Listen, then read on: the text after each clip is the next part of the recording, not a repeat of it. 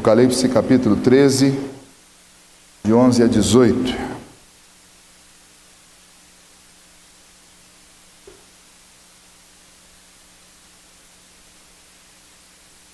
Assim diz a palavra do Senhor.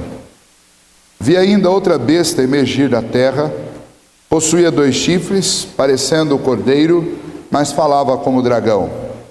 Exerce toda a autoridade da primeira besta na sua presença, faz com que a terra e os seus habitantes adorem a primeira besta, cuja ferida mortal fora curada.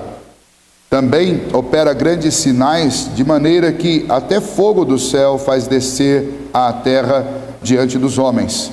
Seduz os que habitam sobre a terra por causa dos sinais que lhe fora dado executar diante da besta, dizendo aos que habitam sobre a terra que façam uma imagem à besta, àquela que ferida a espada sobreviveu.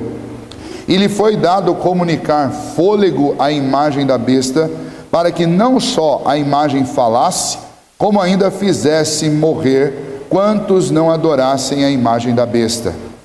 A todos os pequenos e os grandes, os ricos e os pobres, os livres e os escravos, faz que lhe seja dada certa marca sobre a mão direita ou sobre a fronte, para que ninguém possa comprar ou vender, senão aquele que tem a marca, o nome da besta ou o número do seu nome.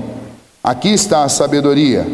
Aquele que tem entendimento, calcule o número da besta, pois é número de homem. Ora, esse número é 666.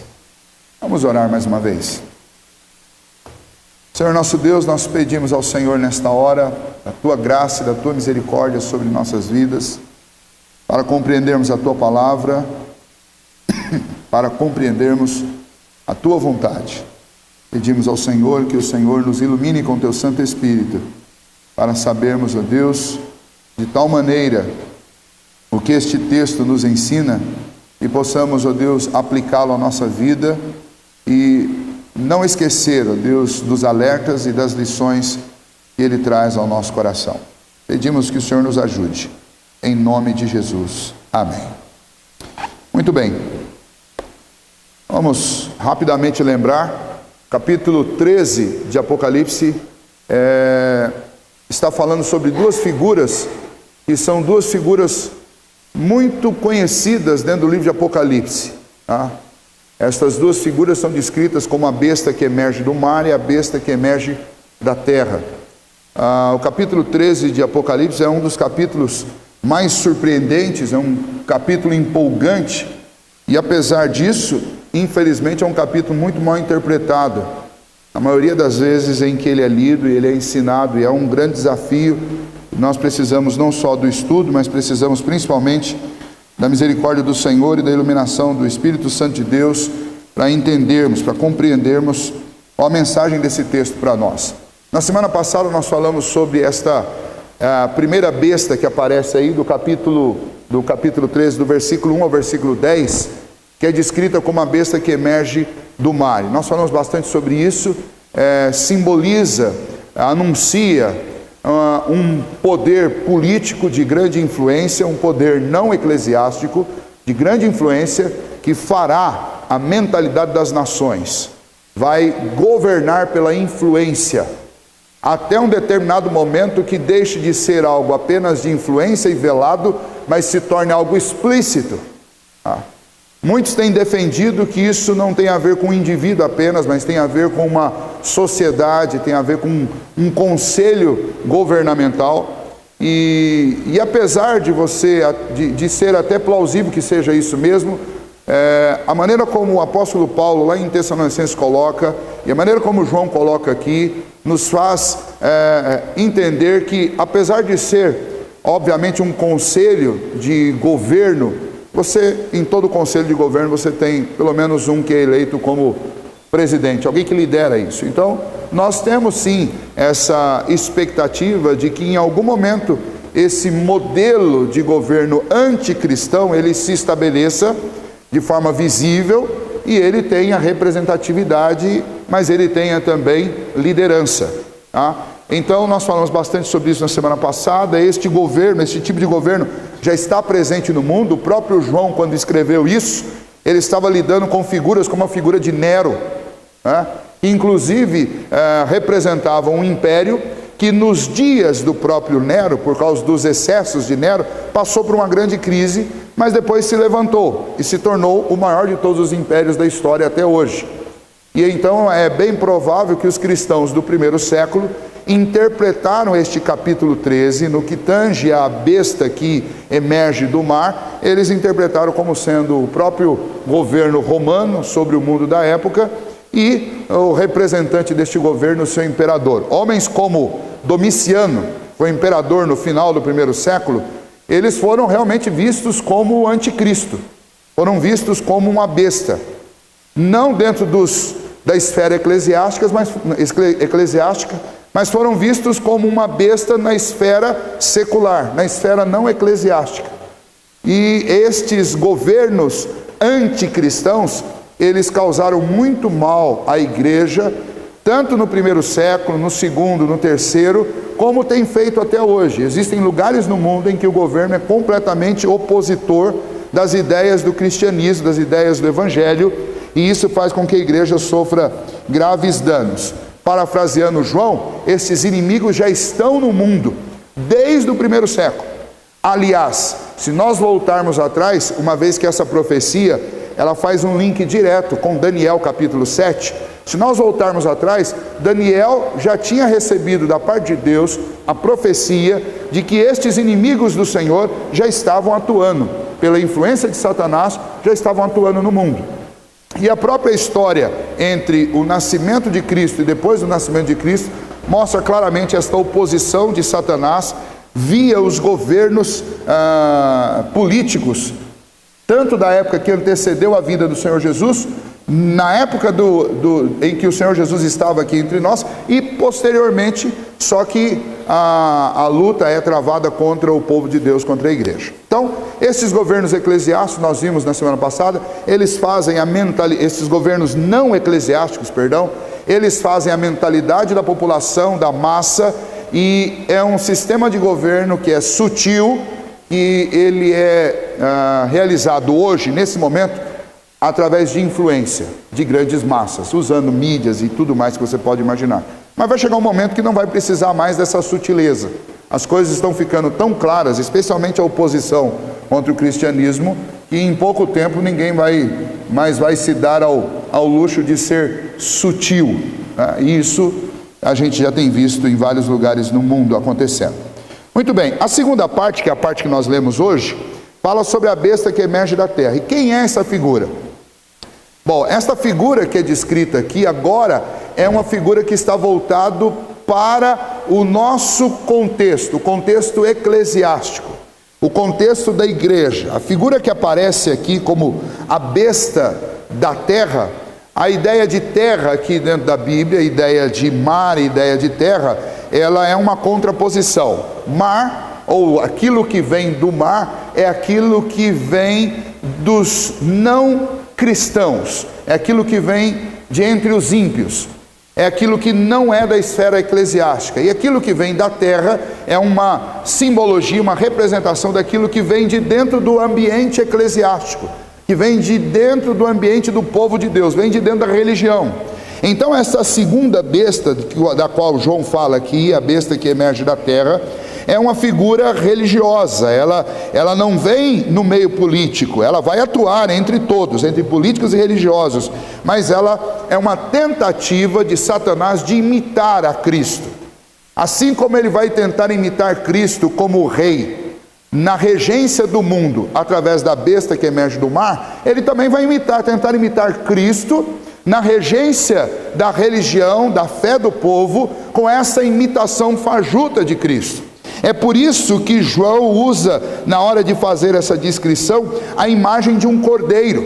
Se você lembrar Apocalipse, desde o início, João está apresentando Cristo como o Cordeiro de Deus. O Novo Testamento faz isso. O Antigo Testamento, desde o início, mostra que quem se sacrifica por causa dos pecados é o Cordeiro. Lá um cordeiro, um animal, e especialmente quando Cristo vem, o Cordeiro de Deus, que dá a vida pelas suas que entrega a vida para salvar as suas ovelhas. Então, estas imagens são imagens bem nítidas na Bíblia, não tem grande complexidade. A ideia dos 2 chifres aí, recentemente alguém mandou um e-mail para mim, me questionando: pastor, o senhor gosta de Apocalipse? Me diz uma coisa, esse negócio dos 2 chifres aí, não seria esse momento único na história religiosa do mundo, em que um papa renunciou e aí foi instituído outro, e de repente nós temos 2 papas? Eu falo: olha, eu não gosto de pensar dessa maneira. Eu acredito que a gente tem que tomar cuidado na hora de fazer essas interpretações, porque elas podem causar muito dano, muito prejuízo. Não acredito que seja isso não, tá? Existem alguns elementos dentro destas imagens, dessas ilustrações, que eles não devem ser traduzidos ou interpretados ao pé da letra, tá? A ideia de chifre, tanto no Antigo quanto no Novo Testamento, é a ideia de poder, de força, né?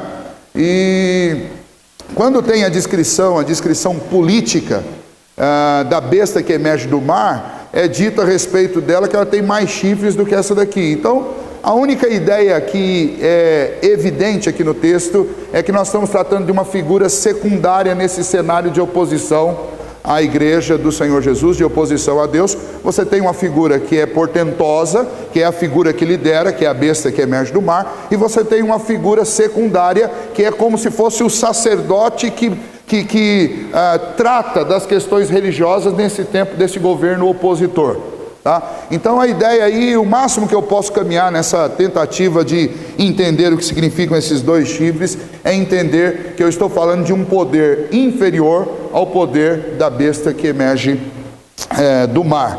Então, o ponto para nós importante é que esta segunda besta que emerge da terra, ela vem do meio religioso, ela vem do meio eclesiástico, ela se parece, ela imita a Cristo, porque ela é descrita aqui como um cordeiro, mas quando ela abre a boca, ela fala como o dragão. Se nós voltarmos lá no capítulo 12, dragão quem é? A grande serpente que existe desde o princípio, e que desde o princípio tem lutado contra Deus, que é o próprio Satanás. Então, tem jeito de cordeiro, tem nome de cordeiro, tem pele de cordeiro, mas quando abre a boca para falar, fala das coisas de Satanás. Esse é o ponto importante para nós.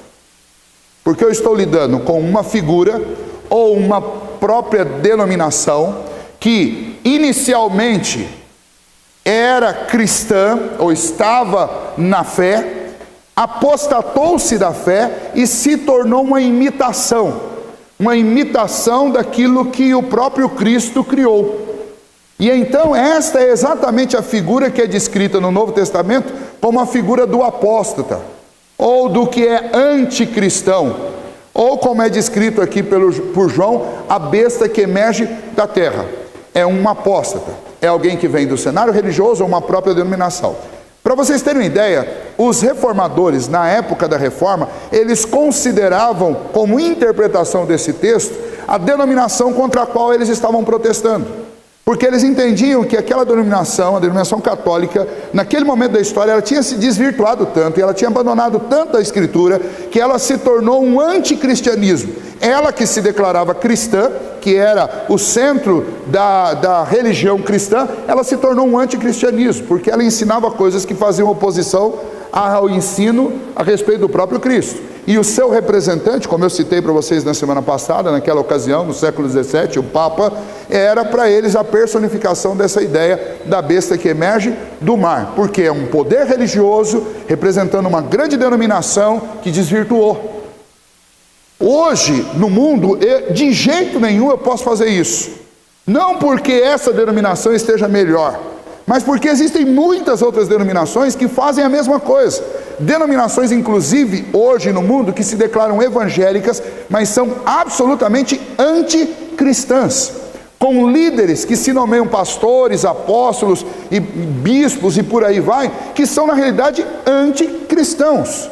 E do mesmo jeito que João falava lá, nós podemos com toda certeza falar hoje. Esta besta que emerge do mar, estes anticristos, eles já estão no mundo. Estão presentes e atuando em franco desenvolvimento. Então, os grandes opositores a Cristo não são somente, ou não são aqueles que dizem de repente, olha, eu não acredito em Deus, não acredito em Cristo, não acredito em nada disso, para mim esse negócio não tem importância. Isso daí é um incrédulo. Agora, os grandes opositores são aqueles que usam o nome de Cristo, usam o nome de Deus para ensinar uma coisa que é exatamente oposta a Deus.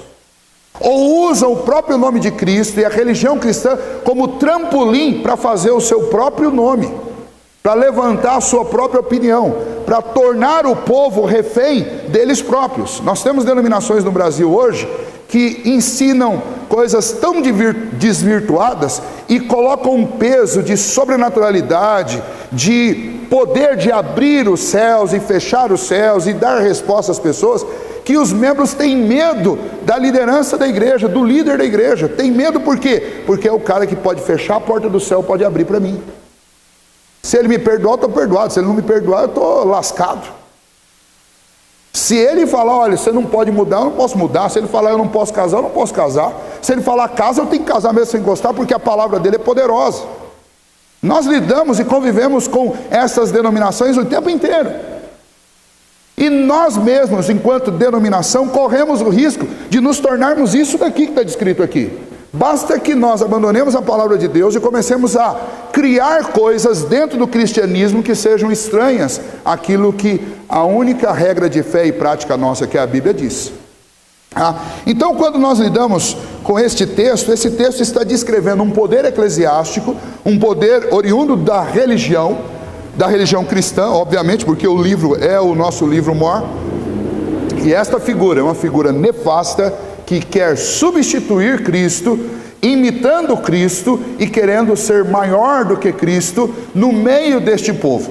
Esta figura vem com um propósito, o propósito de fazer com que o mundo, convencido pelos atos sobrenaturais dela, dê culto à primeira besta, que é aquela que emerge da terra. Então existe uma associação entre esta religião e este governo, ou se você preferir, entre este indivíduo e o governo que ele representa, ou o governo na representação de um indivíduo que ele tem associação. Vejam só, os versículos aí na sequência. Versículo 12 diz: exerce toda a autoridade da primeira besta na sua presença, faz com que a terra e os seus habitantes adorem a primeira besta, cuja ferida mortal fora curada. Lembra da semana passada nós falamos sobre isso? Quando esse poder surge, ele sofre um grave golpe, mas ele ressurge. E quando ele ressurge com o apoio agora de uma figura religiosa. Essa figura religiosa vai em torno do planeta inteiro, em torno das pessoas do mundo inteiro, buscar culto para a primeira besta. Detalhe: como que este indivíduo, esta denominação atuará? Atuará com poder. Com poder. Vejam só, o versículo 13 diz: também opera grandes sinais, de maneira que até fogo do céu faz descer a terra diante dos homens. É óbvio que isso daqui tem um propósito divino. Deus está ordenando estas coisas, ordenando para testar a igreja, ordenando para purificar a igreja, ordenando para cumprir os seus propósitos eternos. E quem vai conceder poder será Satanás. Mas tudo que Satanás faz, ele precisa de uma autorização direta de Deus para fazer. Quando nós lemos, por exemplo, o texto lá de Tessalonicenses, eu gostaria que você abrisse lá em 2 Tessalonicenses capítulo 2. 2 Tessalonicenses, capítulo 2, nós temos o apóstolo Paulo falando na igreja de Tessalônica sobre este assunto, e a impressão que dá é que esses irmãos tinham mais informações do que nós a respeito deste assunto, mas ele fala sobre a mesma figura que está sendo descrita aqui no capítulo 13. 2 Tessalonicenses 2, de 1 a 12, veja só: irmãos, no que diz respeito à vinda de nosso Senhor Jesus Cristo e à nossa reunião com Ele, nós vos exortamos a que não vos demovais da vossa mente com facilidade, nem vos perturbeis, quer por espírito, quer por palavra, quer por epístola, como se procedesse de nós, supondo tenha chegado o dia do Senhor. Ninguém de nenhum modo vos engane, porque isto não acontecerá sem que primeiro venha a apostasia, e seja revelado o homem da iniquidade, o filho da perdição, o qual se opõe e se levanta contra tudo que se chama Deus, ou é objeto de culto, a ponto de assentar-se no santuário de Deus, ostentando-se como se fosse o próprio Deus. Não vos recordais de que ainda convosco eu costumava dizer-vos estas coisas? E agora sabeis o que o detém, para que ele seja revelado somente em ocasião própria. Com efeito, o mistério da iniquidade já opera e aguarda somente que seja afastado aquele que agora o detém. Então será de fato revelado o iníquo, a quem o Senhor Jesus matará com o sopro de sua boca e o destruirá pela manifestação da sua vinda. Ora, o aparecimento do iníquo é segundo a eficácia de Satanás, com todo o poder e sinais e prodígios da mentira, e com todo o engano de injustiça aos que perecem, porque não acolheram o amor da verdade para serem salvos. É por este motivo, pois, que Deus lhes manda a operação do erro, para darem crédito à mentira, a fim de serem julgados todos quantos não deram crédito à verdade, antes, pelo contrário, deleitaram-se com a injustiça. Essa é a descrição deste poder do capítulo 13, de esfera política e de esfera religiosa. Estes poderes, especialmente da besta que emerge da terra, que é um indivíduo religioso, que é uma denominação, que é uma religião, os poderes são os poderes extraordinários que o mundo não viu, não o nosso mundo. O mundo dos dias de Moisés viu, o mundo dos dias de Jesus viu, mas o nosso mundo não viu esse tipo de sobrenaturalidade. E é exatamente por isso que este indivíduo vai fazer a cabeça da massa. Porque imaginem só se hoje existisse no nosso planeta um indivíduo que orasse ou que fizesse qualquer ato ou cerimônia religiosa que fizesse cair fogo do céu e fogo caísse. O que você acha que aconteceria com a maioria dos religiosos, inclusive cristãos, inclusive até presbiterianos? Vai falar, nós estamos todo mundo errado, vamos seguir este cara, ele faz descer fogo do céu. E esse inclusive é um dos grandes problemas dessas religiões de prodígios e sinais. O que essas grandes denominações de hoje em dia, que pregam apenas milagres, anunciam um Deus que é um serviçal que fica lá do céu, jogando milagre aqui para baixo, e considera-se milagre apenas cura de enfermidade, é um emprego novo, ou a resolução de um problema que é aparentemente insolúvel. Denominações que dão ênfase excessiva a esse tipo de coisa, estão na realidade preparando o caminho para o anticristo, preparando o caminho para a besta que emerge da terra.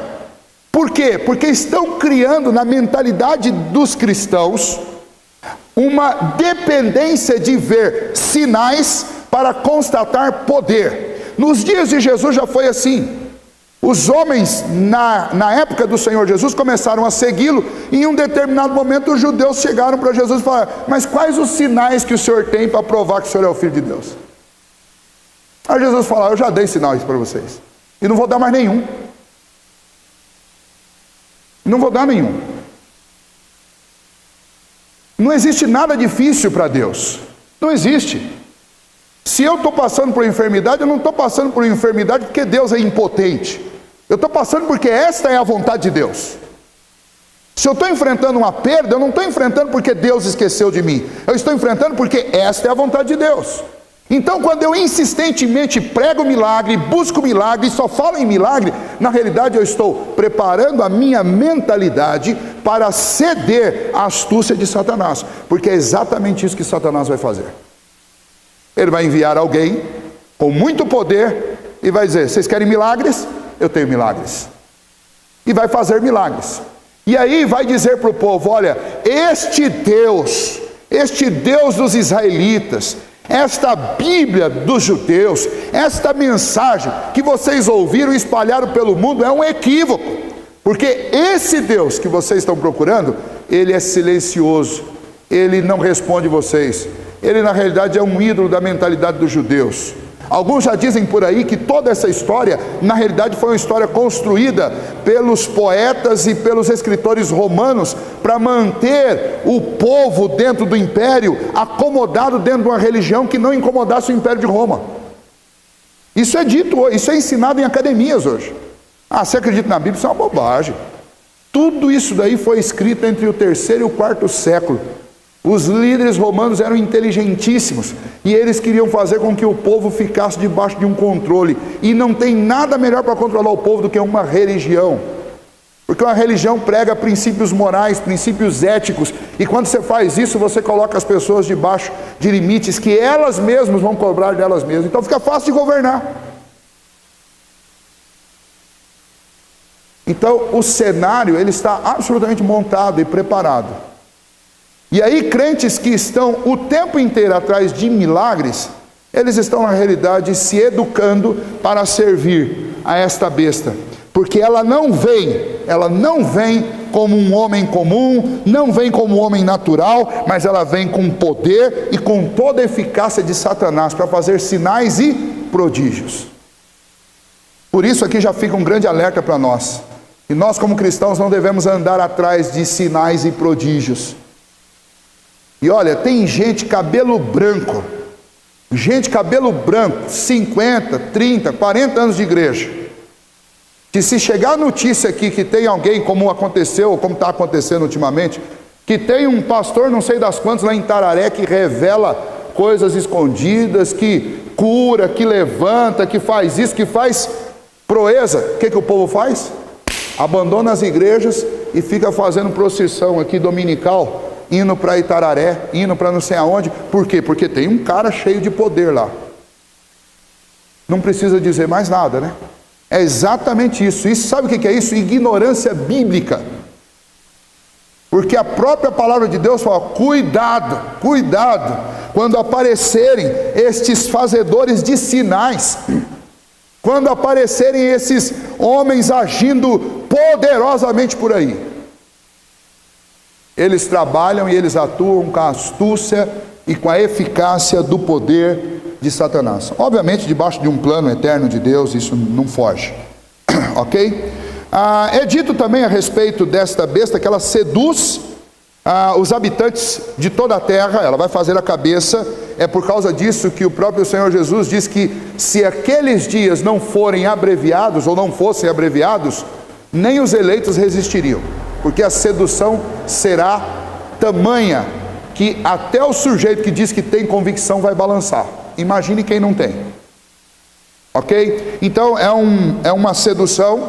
Este indivíduo, esta besta, ela fará com que pontos, templos, construções para a adoração da besta que emerge do mar sejam estabelecidos sobre toda a terra. Aqui fala de uma estátua diante da qual as pessoas terão que se dobrar e adorar a besta, e se não adorar, essa estátua os fulminará. A gente não sabe o que João viu nessa visão. Talvez ele tenha visto um robô com um monte de raios lasers saindo do olho, sei lá de onde. A gente não sabe o que João viu. João é um homem simples do 1º século, tendo um deslumbre de coisas que iam acontecer no fim do mundo. Então é difícil de entender o que ele quer dizer com isso, mas o que fica claro é que o culto à besta que emerge do mar, proposto e patrocinado pela besta que emerge da terra, que é essa figura religiosa, se estabelecerá por todo o mundo conhecido nestes últimos dias.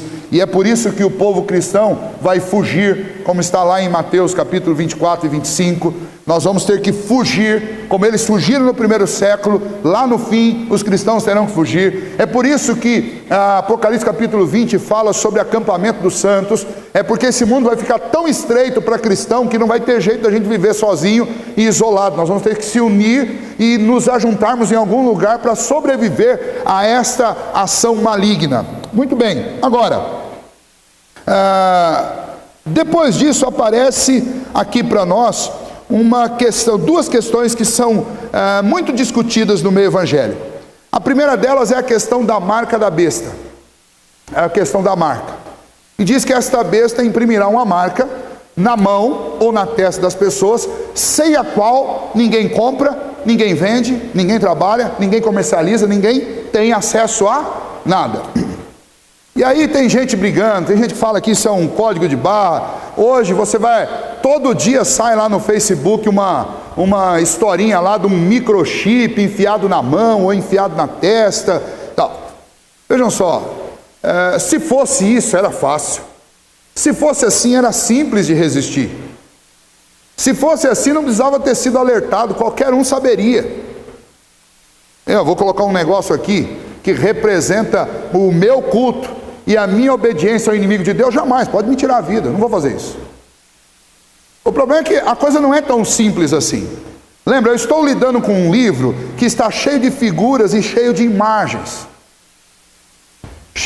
Quando eu lembro do Antigo Testamento, especialmente Deuteronômio, Deuteronômio ensina os pais a educarem seus filhos e ensinarem a lei do Senhor para os seus filhos. Se fosse necessário, tinha que pregar o texto na testa, tinha que pregar na mão, tinha que colocar nos umbrais das portas. Para quê? Para ficar lendo o tempo inteiro? Não. A ideia de colocar aqui significa, era um exemplo visível de uma coisa que tinha que ser uma coisa natural, tinha que ser uma coisa interna. A palavra de Deus precisa penetrar a minha mente, e ela precisa estar dentro da minha mente, mas não só na minha mente, como uma coisa teórica, cognitiva. A palavra de Deus tinha que estar nas minhas mãos, ou seja, as minhas ações precisam traduzir aquilo que eu creio. É isso que está sendo ensinado em Deuteronômio. O que o autor de Deuteronômio, Moisés, está dizendo para os pais é: vocês precisam pensar de acordo com a palavra de Deus, e vocês precisam se comportar de acordo com a palavra de Deus. E vocês precisam ensinar os seus filhos a pensar com a palavra de Deus e a agir com a palavra de Deus. É isso que ele está ensinando. Se necessário for para ensinar isso, colocar um texto na testa do meu filho, eu vou ter que pôr. Se for necessário para ensinar isso para mim e para o meu filho, colocar um texto grudado na minha mão, assim tem que ser. Mas o que importa é que eu conheça e que eu pratique. Bom, o autor de Apocalipse está usando as mesmas imagens. E o que ele está dizendo então com isso? Ele está dizendo, olha, para de se preocupar com esse negócio de código de barra, com tatuagem na testa ou na mão, ou chip na testa, na mão. O problema é esse. O problema é que, nessa época aí, só compra, só vende, só se relaciona nesse mundo comercialmente, politicamente, se você pensar como esse mundo e se você agir como esse mundo. É isso que está sendo dito. A marca da besta, com a qual você só vai conseguir comprar ou vender se você tiver, não é uma coisa enfiada na sua testa, um chip, nem na sua mão um chip. É comportamental, é convicção. Se você não acreditar nas mesmas coisas que eles acreditam, você não consegue conversar, dialogar, se relacionar, fazer negócio com ninguém. Posso dar exemplos sobre isso? No nosso país mesmo, o poeta lá atrás, o escritor já dizia, vai chegar um tempo que ser honesto vai ser crime. E ser desonesto vai ser normal. Quando as coisas ficam desse jeito, quem ousa fazer a coisa certa, o que acontece com ele? Ele é caçado. O que a gente está assistindo na televisão brasileira, nessas reportagens que nos mostram o que está acontecendo lá em Brasília, é exatamente isso. Nós temos um movimento e uma pressão para quê? Para que os corruptos, os roubadores, os facímoras sejam considerados como a gente boa. E quem está lutando pela justiça é o vilão. É o vilão. É o mal. É exatamente disso que esse texto está falando. Esse texto está dizendo que quem não possui a marca da besta, ou seja, quem não pensa como a besta e quem não age como a besta, não compra, não negocia, não sobrevive nesse mundo. Então, para de se preocupar com chip, porque o problema não é chip. O problema é que a besta que emerge do mar faz a mentalidade da sociedade. A besta que emerge da terra faz a religião da sociedade. E em pouco tempo, quem não pensa e quem não age de acordo com esse grupo, não faz mais nada. Vai passar fome. É mais ou menos o que acontecia no primeiro século. Olha, para você poder comprar, você tem que admitir que o imperador é Deus. Não, mas o imperador não é Deus. Ah, então eu não posso vender nada para você. Imagina, você está cometendo uma heresia. Aí você vai vender alguma coisa, e na hora que você está vendendo, você diz, olha, graças a Deus que você entrou aqui para comprar, porque eu estava precisando vender isso. Como assim, graças a Deus? Eu estou aqui em nome de Nero. Não, mas eu acredito em Jesus Cristo. Você acredita em Jesus Cristo? Não, não compro nada de você. Ou um outro exemplo, um fiscal chega e verifica que as coisas não estão do jeito que deveriam estar. E aí você diz, olha, não tenho o que fazer, se você vai me multar, me multa. Não vou te multar. Você me dá aí uns trocados e a gente deixa assim por assim mesmo. Eu te dou mais um tempo. Não, eu não quero, não vou te dar nem um centavo. Então eu vou te multar de um jeito que você vai quebrar. Eu tenho amigos que passaram por isso. Eu tenho amigos também que são ex-fiscais que sabem muito bem que isso é real. De fiscal que pesa a mão quando o sujeito que está errado não molha a mão dele. Ou seja, é um mundo em que, se você não pensa como o mundo pensa, como os agentes da corrupção deste mundo pensam, você não faz nada, você não sobrevive. Então o exemplo é esse. Eu queria só que você guardasse isso para não se iludir esperando que, olha, essa coisa do sinal da besta ainda vai demorar para chegar, porque é alguma coisa que vão implantar. Não vai demorar, não, já está no mundo desde o primeiro século. Em algumas ocasiões, em alguns lugares no mundo, a vida fica tão restrita para o povo cristão que você não consegue fazer nada, porque você não pensa como o mundo pensa, porque você não sente como o mundo sente e porque você não age como o mundo age. Agora, o grande desafio para nós como igreja do Senhor é permanecermos firmes diante dessas investidas de Satanás. Por último, o outro texto aqui também que é muito falado e todo mundo fala sobre isso, sobre o 666. Bom, o que João diz sobre este número, que ele fala que é o número da besta? 666.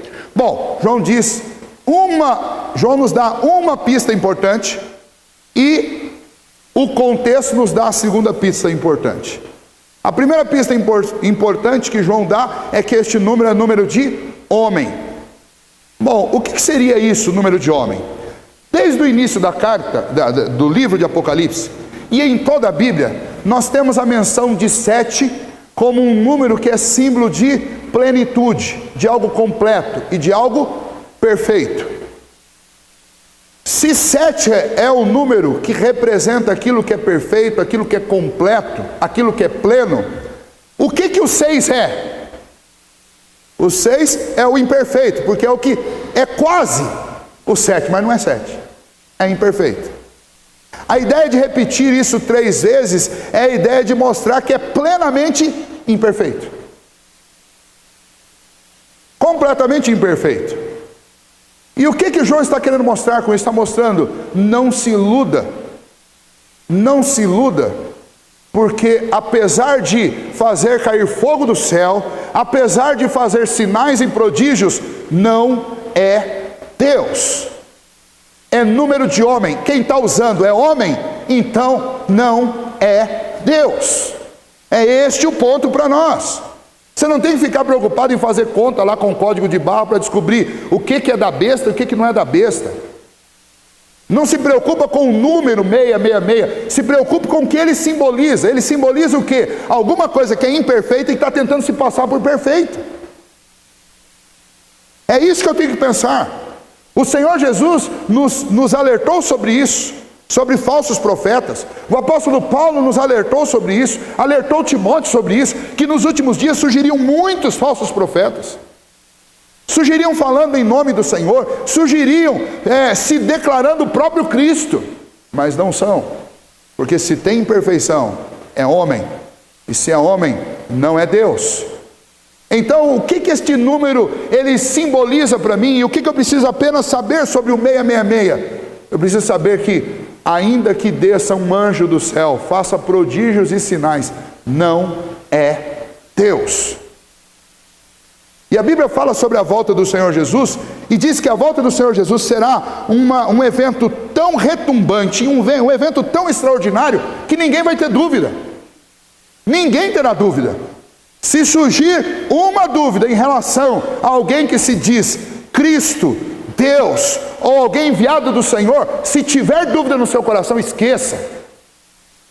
Você está diante do 666, você está diante de uma imitação fajuta, de algo que é imperfeito, que é humano e que não tem nada a ver com Deus.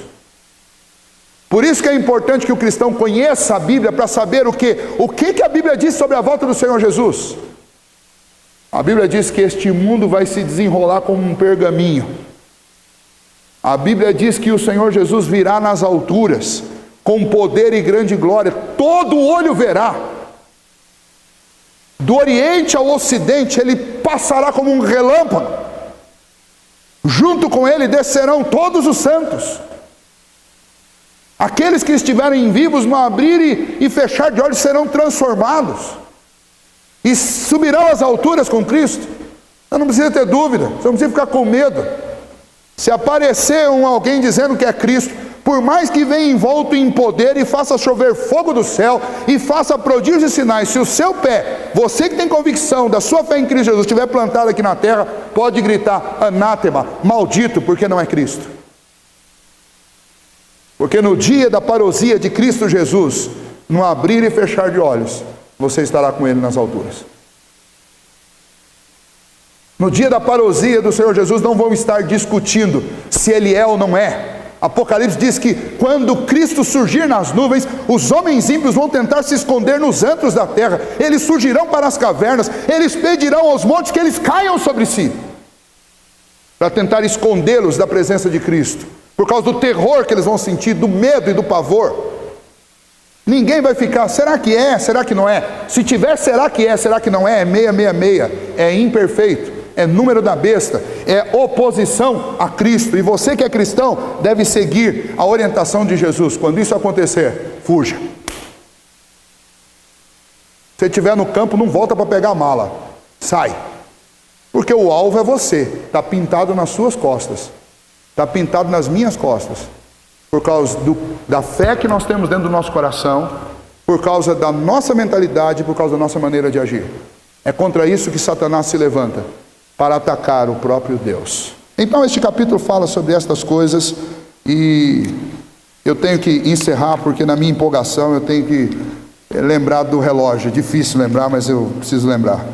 Mas eu quero apenas dizer para você 3 coisas importantes sobre este capítulo, encerrando. É possível a nós cristãos superarmos toda esta agonia. Por que é possível? 2 Tessalonicenses, nós acabamos de ler, capítulo 2, nós lemos do versículo 1 ao versículo 12, e esse texto deixa claro que Satanás já foi vencido. Tudo isso que ele vai tentar fazer contra o povo de Deus é apenas tripudiar, como uma criança birrenta, que já recebeu o não do Pai e não tem negociação. O apóstolo Paulo diz: o Senhor Jesus, quando descer nas nuvens, destruirá o homem da iniquidade e o anticristo com um sopro da sua boca. Então nós temos que resistir na confiança em Cristo Jesus. Segundo, nós temos que ter a sabedoria, como João diz aí no versículo 18, aqui está a sabedoria. É necessário sabedoria para você julgar os espíritos. É preciso julgar o espírito de um governo. É preciso julgar o espírito de um patrão.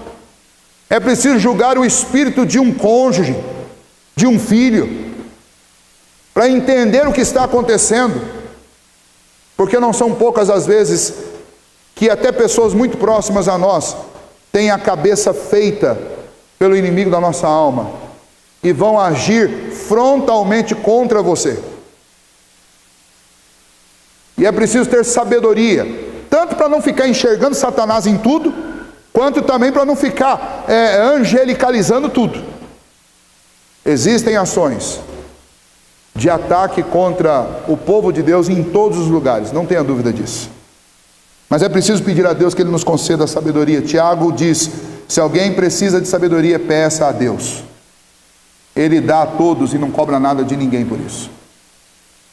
E principalmente, irmãos, é necessário firmeza. Firmeza, é difícil falar sobre isso, mas é necessário que nós tenhamos firmeza. A nossa vitória, obviamente, não depende da nossa força, mas nós temos que ter a firmeza nas nossas convicções a respeito de Cristo, a respeito da verdadeira fé em Cristo, a respeito de como o Senhor age, a respeito da soberania de Deus, a respeito do governo de Deus sobre a história, porque eu só vou perseverar neste caminho se eu tiver convicção de que Deus está no comando. Porque se em algum momento passar no meu coração, pairar no meu coração a dúvida sobre o governo absoluto de Deus sobre tudo, eu vou ceder. Basta aparecer alguém que aos meus olhos pareça bem poderoso, eu vou ceder. Então nós precisamos de firmeza. Por isso que eu tenho insistido tanto, e a nossa igreja insiste tanto com os irmãos, a respeito do estudo da palavra de Deus, do aprofundamento na palavra de Deus, do conhecimento doutrinário, que a igreja precisa. Hoje nós estamos num cenário que parece estar se tornando um cenário mais delicado para cristãos, mas ainda assim é muito confortável comparado ao que João estava passando no primeiro século, comparado ao que Hitler imprimiu contra os judeus, comparado ao que o EI tem feito contra os cristãos no Oriente. Nosso cenário é extremamente confortável, mas isso não significa que nós não vamos sofrer oposição. Nós sofremos oposições sutis e cedemos às oposições sutis. Imaginem as oposições violentas, truculentas. Nós precisamos de firmeza. Por isso eu insisto com você, use o tempo que você tem hoje, que nós temos hoje, para estudar a palavra de Deus, para se dedicar, para aprofundar, para conhecer, orando, pedindo a Deus força e firmeza, porque os dias são maus, e nós não sabemos quando é que estas coisas virão. Pode não ser no nosso tempo, mas pode ser no tempo dos nossos filhos, e eu preciso prepará-los para isso. Mas pode ser amanhã, ninguém sabe. O que nós sabemos é que serão dias difíceis para o povo de Deus. Nós sabemos também da vitória de Cristo. Então nós temos que com firmeza crer, confiar e seguir, sem nos rendermos aos apelos e às insistências do inimigo da nossa alma. Venha ele do meio secular, venha ele do meio cristão. E que o Senhor nos livre de sermos estas peças terríveis de apostasia. O Senhor livre a nossa denominação de ser uma dessas denominações que vão apostatar da fé e vão ensinar coisas diferentes das Escrituras, contra Cristo.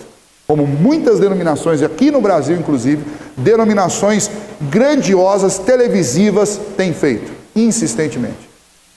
Que Deus nos ajude e nos livre desses enganos.